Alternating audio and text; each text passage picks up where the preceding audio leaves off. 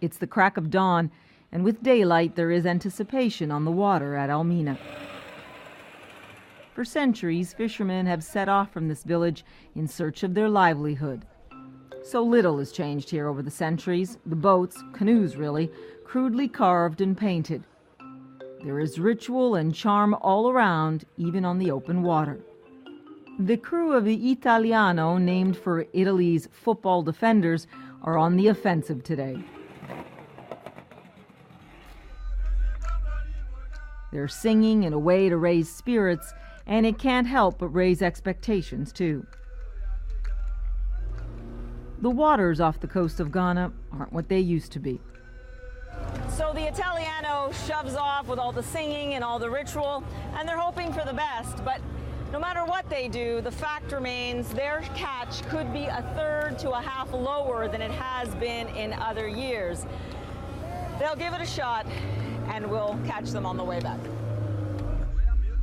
The Italiano moves on from spirited singing to prayer, not only for their safety, but a heartfelt plea for the waters to sustain their lives and support their families. That's becoming more difficult with every season. The industry right now is on the verge of collapse, total collapse. On the shore, there is anxiety. There are a litany of problems: pollution, overfishing by commercial trawlers, unsustainable practices by the canoe fishermen. Jojo Solomon explains it all to me with obvious frustration. Sacrifices will have to be made maybe for the next 10 to 20 years for the sea, to return to what it used to be like. Otherwise, we are in crisis. Those sacrifices will mean less time on the water for the Italiano. We spot it coming back into port, and the enthusiasm is all but gone.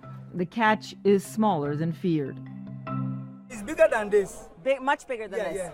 Do you worry about that? Does that worry you? Are you very worried? I'm very worried.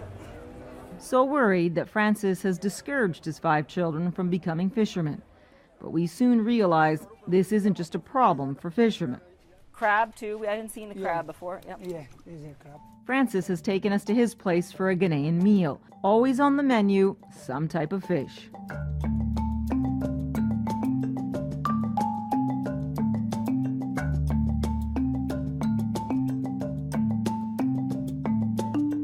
This smells amazing. I mean, you've got onion and garlic and ginger and tomato, and there's the lobster. More than half of Ghanaians depend on fish as their main source of protein, and most of it comes from fishermen like Francis. And so we sit down to feast. It's good. Don't you worry, it's good. It's not lost on anyone here that this communal meal, so important to Ghanaian culture, is at risk. The instinct of fishermen is to keep doing what they've always done, set out nearly every day for their catch. But for the first time in centuries, the very character of this place, and all who call it home, may have to change. Paula Newton, CNN, Elmina, Ghana.